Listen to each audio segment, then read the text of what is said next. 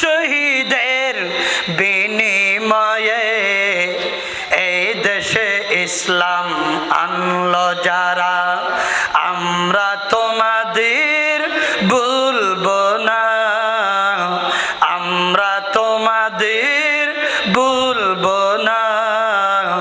৭২ শহীদের বিনিময়ে এই পৃথিবীতে ইসলাম আনলো যারা, আমরা তোমাদের ভুলবো না, আমরা তোমাদের ভুলবো না। উচ্চস্বরে বলে সুবহানাল্লাহ। সবাই বলেন মারহাবা।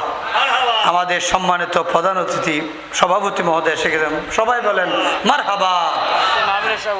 ইনশাল্লাহ ইনশাল্লাহ ঠিক আছে, আমি 10 মিনিটের ভিতরে শেষ করে দিচ্ছি ইনশাল্লাহ। এটা কেন বললাম, এটা তো বলে যে ওখানে টেলিভিশন রেডিওতে খবর বলার সময় বলেন না, ঠিক কিনা বলে না? অনেক শহীদের বিনিময়ে বাংলার স্বাধীনতা আনলো যারা, আমরা তোমাদের বলি 6 লাখ 2 লাখ না 3 লাখ বলছে মনে হয় মুক্তিযুদ্ধের সময়, না? আচ্ছা 30 লাখ 30 লাখ শহীদ হয়েছে, যে তাদেরকে স্মরণ করার জন্য একটা ডিমের টোয়ালার মতো ছোট্ট একটা দেশ প্রতিষ্ঠা করার জন্য, স্বাধীন করার জন্য এই মানুষগুলো শহীদ হয়েছে।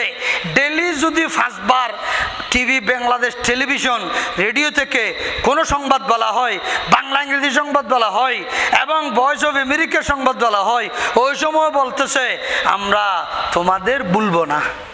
ডেলি 5 বার বলে না, ঠিক কিনা? আর আমরা সুন্নি মুসলমান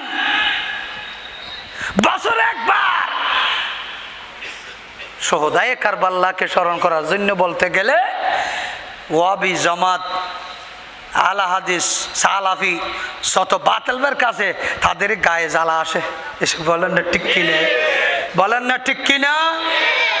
ইসলাম প্রতিষ্ঠা করার জন্য, নামাজ কায়েম করার জন্য, রোজা কায়েম করার জন্য, ন্যায় প্রতিষ্ঠা করার জন্য, হক এবং বাতিল প্রতিষ্ঠা করার জন্য, পৃথক করার জন্য এই 72 জন শহীদের মাধ্যমে কারবালা যে ইসলাম জিন্দা হতা হে, হর কারবালা কি বাত জোর বলে সুবহানাল্লাহ হয়ে যায়।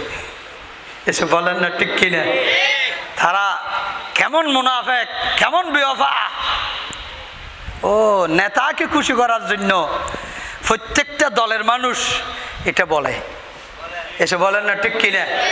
প্রত্যেক দলে এই শহীদদেরকে স্মরণ করে। অনেক সময় আগে তো শহীদের মাজারে 16 ডিসেম্বর, 21 ফেব্রুয়ারি, 26শে মার্চ যেত না, বলেন না, ঠিক কিনা? কিন্তু বর্তমানে যায়। এনে সবাই এনে দেখবেন সকালবেলা, এখন তো টিভিতে সব কিছু দেখা যায়। এসে বলেন না, ঠিক কিনা? না হলে তো দেশদ্রোহী হবে, বলে না, কি দ্রোহী? এনে মাজারে ফুল দেওয়া শিরিক। এসো, মাজারে ফুল দেওয়া শিরিক, কিন্তু নেতার মাজারে দেওয়া, বাংলাদেশের স্বাধীন ওই শহীদের মাজারে ফুল দেওয়া জায়েজ, রসুলের মাজারে, রলির মাজারে, বাবার মাজারে ফুল দেওয়া বেদাত। এরা বড় বেকুব না? বলেন না, ঠিক কিনা? মনে রাখবেন, এদেরকে চিহ্নিত করবেন।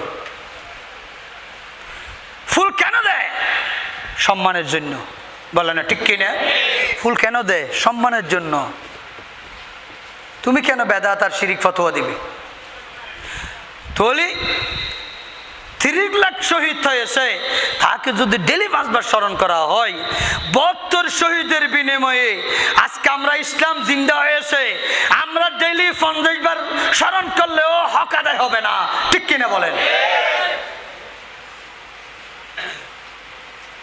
হ্যাঁ, তারাও দরুদ ইব্রাহিম পড়ে, আমরাও দরুদ ইব্রাহিম পড়ি। আল্লাহুম্মা সাল্লি আলা মুহাম্মাদিন ওয়া আলা আলি সাইয়্যিদিনা মুহাম্মদ। জোরে বলেন সুবহানাল্লাহ।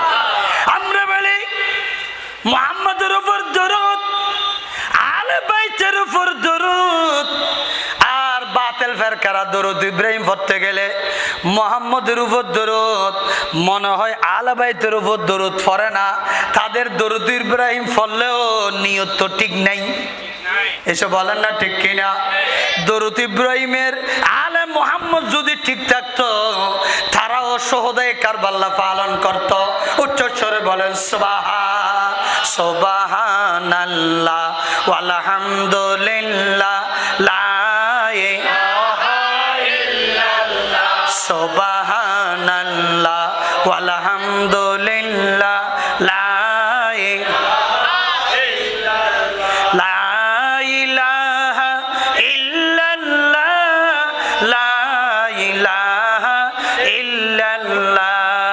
সুবহানাল্লাহ ওয়ালহামদুলিল্লাহ লা ইলাহা ইল্লাল্লাহ। হযরত ইমাম হুসাইন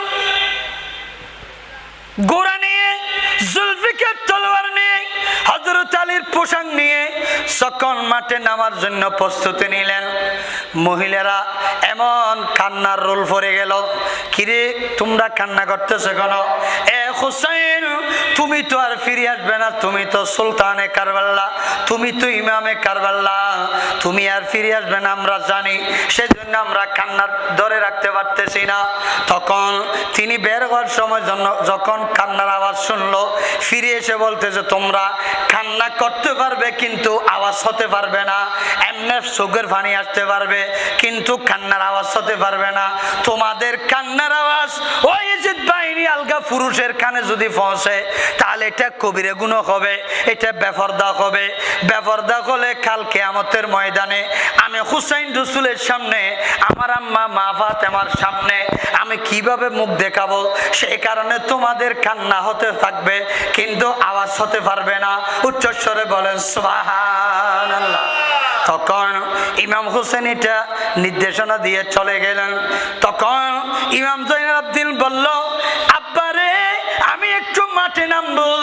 বাবা তোমার গাছ জ্বর উঠছে, তুমি মাঠে নামতে পারবে না, 1 নম্বর কারণ। 2 নম্বর হলো তুমি এই আল বাইতের মহিলারা বাকি আছে, পুরুষ বংশ সবাইকে হত্যা করে ফেলছে, শহীদ করে ফেলছে। ইমাম জয়নুল আবদিন আল বাইতের মহিলাদেরকে কোনো সানসূর্য দেখে নাই, আলগা পুরুষরা দেখে নাই। তুমি এই আল বাইতের মহিলাদেরকে মদিনা শরীফ নিয়ে যাবে, তাদের সাথে একজন মোহরেমান লাগবে, একজন গার্জিয়ান লাগবে। তুমি জয়নুল আবদিন যদি শাহাদত বরণ করো তাহলে তারা কার সাথে যাবে? তাদের সাথে আলগা পুরুষ যেতে বাধ্য হবে। সেই কারণে তুমি তাদের গার্জিয়ান হয়ে থাকো, তুমি মাঠে যাওয়ার দরকার নাই। 3 নম্বর হলো এই ইমাম জয়নুল আবদিন সৈয়দ বংশ তো আমি হুসাইনের শেষ, এখন তুমি জয়নুল আবদিন আখেরি, এখন ওয়ারিস থাকি যাবে কিয়ামত পর্যন্ত সৈয়দ বংশ জারি থাকার জন্য। তুমি জয়নুল আবদিন থাকো, তোমার মাধ্যমে কিয়ামত পর্যন্ত সৈয়দ বংশ জারি থাকবে। সেই কারণে তুমি যুদ্ধের ময়দানে যাওয়ার দরকার নাই, তুমি যুদ্ধ না করলেও যুদ্ধের মর্যাদা পেয়ে যাবে। উচ্চস্বরে বলেন সুবহানাল্লাহ, আরো জোরে বলেন সুবহানাল্লাহ। তখন জয়নুল আবদিন আর যায় নাই। তাহলে ইমাম হুসাইন তলোয়ার নিয়ে যখন নামলেন, কয়েকটা ভাষণ দিয়েছে। এই কুফাবাসী এজিদের দালালরা, আমার চোখের দিকে গলার দিকে দেখো, আমার চেহারাটা হলো রাসূলের চেহারা। আমার নানা আমার কপালের উপর এমন ভাবে চুমা দিয়েছে, আমার গলায় চুমা দিয়েছে। আমরা হাসান হুসাইন আমার নানার ফিডের উপর গোড়া বানিয়ে আমরা চড়ছি, ওখানে আর অন করছি, অনেক সময় ওখানে লাফালাফি করছি। আমার নানা আমার উপর অনেক চুমা দিয়েছে। তোমরা কিভাবে আমাকে হত্যা করবে? আমাকে হয়তো কাফের কোন রাষ্ট্রে চলে যাওয়ার সুযোগ করে দাও, অথবা মদিনা শরীফ যাওয়ার সুযোগ করে দাও, অথবা এজিদের সাথে বসতে সুযোগ করে দাও, আমি তার সাথে একটা নিরসন করব। তবু তোমরা আমাকে হত্যা করে তোমরা জাহান্নামের টিকিট করিও না। উচ্চস্বরে বলেন নাউজুবিল্লাহ। ওয়া মান ইয়াকতুল মুমিনান মুতাআম্মিদান ফাজাযাউহু জাহান্নাম। ইচ্ছাকৃত মুমিনকে যদি হত্যা করা হয় তারা দুজকের টিকিট ক্রয় করে। এখন আমাকে হত্যা করলে ইন্নাল্লাযীনা ইউযুনাল্লাহু ওয়া রাসূলাহু লা'নাহুমুল্লাহু ফিদ দুনিয়া ওয়াল আখিরাহ, আমার মা বাবাকে কষ্ট দেওয়া, নবীকে কষ্ট দেওয়া মানে আল্লাহকে কষ্ট দেওয়া। মাইয়ুতির রাসূলা ফাকাদ আতাল্লাহ, নবীকে মানা মানে আল্লাহকে মানা, আমাকে মানা মানে নবীকে মানা। তোমরা আমাকে একটু সুযোগ করে দাও। সাথে সাথে ইয়াজিদ বাহিনী এমন ভাবে তীর মারা আরম্ভ করলো, চতুর্দিক থেকে মারতে মারতে হঠাৎ করে জুমার আজান শুরু হয়ে গেছে। জুমার আজান কখন শুরু হলো? ইদা নুদিয়া লিস-সালাতি মিন ইয়াউমিল জুমআ ফাসাউ ইলা যিকরিল্লাহি ওয়া যারুল বাই। তখন আজানের সাথে সাথে ইমাম হুসাইন তলোয়ার রেখে দিয়েছে। কি ব্যাপার হুসাইন, তলোয়ার রেখে কেন দিয়েছো? হদ আমার যুদ্ধ করা ফরজ, জান বাঁচা ফরজ, নামাজ পড়া ফরজ। ইন্নাস সালাতা কানাত আলাল মুমিনিনা কিতাবাম মাওকুতা, নির্দিষ্ট টাইমে নামাজ পড়া ফরজ। যাই কারণে আমি হুসাইন এখন আর যুদ্ধ করব না, আগে আমি নামাজ পড়ব। নামাজ পড়ে যদি হায়াতে বাঁচে থাকি বাদ বাকি যুদ্ধ করব। তখন যখন তায়াম্মুম করে নামাজে যখন সফর হিসাবে যখন খসর নামাজ যখন 2 রাকাত নিয়ত বানলো, সাথে সাথে ওই ইমাম হুসাইন যতক্ষণ কেরাত পড়ছে কেউ পাশে আসে নাই, নামাজের ভিতরে ওয়াসওয়াসা দিচ্ছে, হুসাইন তোমাকে এখন শহীদ করে ফেলবে, তুমি তো নামাজ পড়তে পারবে না, এখন তাড়াতাড়ি তলোয়ারটা হাতে নিয়ে তাদের মোকাবেলা করো, তারা এখনই চলে যাবে। যে না, আমার বাবা আলী এমন ভাবে তীর ঢুকছে কিন্তু আমার বাবা থেকে কেউ খুলে নিতে পারে নাই। আমার বাবা হুজুরি কলম নিয়ে যখন ওমা উমিরু ইল্লা লিয়াবুদুল্লাহ মুখলিসিনা লাহুদ্দিন হুনাফা, আমার আব্বা যখন হুজুরি কলম নিয়ে আলী রাদিয়াল্লাহু তাআলা যখন নামাজের নিয়ত বানলো, 5-10 জন একসাথে ধরে ওই তীরটা খুলে ফেললো। তখন নামাজ শেষে রক্ত যখন দেখলো, হযরত আলী জিজ্ঞাসা করলো, কিরে আমার পা থেকে কিভাবে এভাবে রক্ত আসলো? হুজুর আপনার পার মধ্যে যে তীর ঢুকছিল এটা আমরা খুলে ফেলছি, আপনি নামাজের অবস্থায় কোনো খোঁজ খবর নাই। অনুরূপ ভাবে ইমাম হুসাইন বলল, আমার আব্বাকে এইভাবে হুজুরি কলম নিয়ে নামাজ পড়ছে, নামাজ ভাঙ্গে নাই, আমি হুসাইনের নামাজ ভাঙবো না, আমি এইভাবে নামাজ চালিয়ে যাবে, যতটুকু পারে ততটুকু পড়ি যাব। তখন হয়তো যদি 1 রাকাতের পর বন্ধ হয়ে যায়, ইমাম হুসাইন বলে দিয়েছে আমি 1 রাকাত এখানে পড়বো, আর 2য় রাকাত গিয়ে কাল কিয়ামতের ময়দানে আল্লাহর কুদরতের সামনে বাদ বাকি নামাজ পড়ব। উচ্চ স্বরে বলেন সুবহান, আর জোরে বলেন সুবহানাল্লাহ। তখন সাথে সাথে আল্লাযী ইউওয়াসবিসু ফি সুদুরিন নাস মিনাল জিন্নাতি ওয়ান নাস, ইমাম হুসাইনের অন্তরের মধ্যে অনেক ওয়াসওয়াসা দিয়েছে কিন্তু নামাজ ভাঙতে পারে নাই।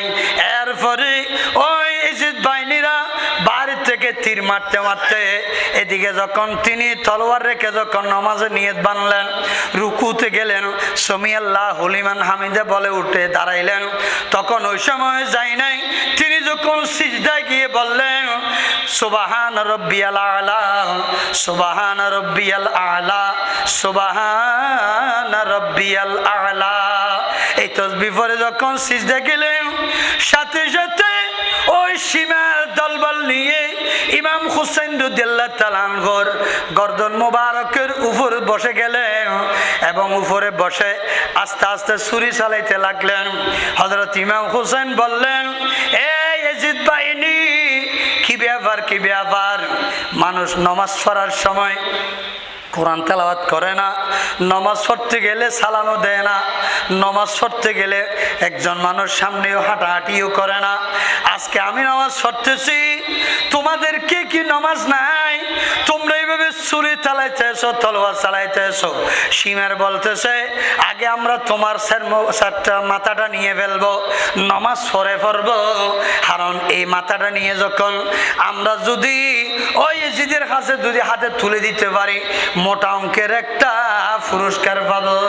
সেই কারণে যখন ছুরি চালাইতে লাগলেন, হযরত ইমাম হুসাইন রাদিয়াল্লাহু তাআলা আনহু সুবহান রাব্বিয়াল আলা বলতে লাগলেন, নানা জানকে স্মরণ করতে লাগলেন। কারণ কেন না পরিশেষে ওই সীমার এমন ভাবে সার মুবারক নিজের শরীর থেকে এমন ভাবে দ্বিখণ্ডিত করে ফেললেন, সাথে সাথে যখন সেন মোবারক দ্বিখণ্ডিত হয়ে গেল, ওই হুসাইনের গোড়া দূরে এসে এমন ভাবে মাথা মারতে লাগলেন, তার কপালের মধ্যে ইমাম হুসাইনের রক্তগুলো নিয়ে এমন ভাবে দ্রুত গতিতে ওই মহিলার ভিতরে তাবর ভিতর চলে গিয়ে এমন ভাবে মাথা মারতেছে। কিরে কি ব্যাপার? তখন সাথে সাথে মহিলারা এসে ওই কারবালার ময়দানে কান্নার রুল বসে গেছে। হায়রে আমার হুসাইন, আর তো আর ফিরে পাবো না। এই স্যার মোবারককে এজিদ বাহিনী বর্ষার আগায় তুলে নিয়ে আস্তে আস্তে দমস্কের দিকে চলতে লাগলেন। উচ্চস্বরে বলেন নাউজুবিল্লাহ। তাহলে এটা কেন বললাম? আমার কথা শেষ, এখানে আরো অনেক কথা আছে, খুব শর্টকাটে বললাম। অর্থাৎ হযরত ইমাম হুসাইন নামাজ কাজা করে নাই। জোর বলেন না সুবহানাল্লাহ। আপনাদেরকেও তো নামাজ 5 ওয়াক্ত পড়তে হবে, বলেন না ঠিক কিনা? আপনারা কিভাবে কাজা করবেন? শুধু জুমা বললে হবে না, 5 ওয়াক্তই পড়তে হবে। জুমা থেকে 5 ওয়াক্ত গুরুত্ব বেশি। জুমা বেয়ারামি হইলে পড়তে হয় না, মোসাফের হইলে পড়তে হয় না, নাবালেগ শিশু পাগল হইলে পড়তে হয় না। কিন্তু 5 ওয়াক্ত নামাজ তো বেয়ারাম হলেও পড়তে হয়, মোসাফর হইলেও পড়তে হয়। জোর বলেন না সুবহানাল্লাহ। তাহলে বোঝা যায় এখান থেকে 5 ওয়াক্ত নামাজ অবশ্যই পড়তে হবে। মহিলাদের পর্দার সাথে চালাইতে হবে, ন্যায়ের উপর অটল থাকতে হবে। এখন তো আমরা সার উপর বেচা যাই, টাকার উপর বেচা যায়, ইমান ইসলাম পায়ের নিচে ফেলে দিই, বলেন না ঠিক কিনা? খবরদার, সুন্নিয়ত যদি রক্ষা করতে যান আপনাকে অবশ্যই টাকার হাসে আপনি হার মানতে পারবেন না।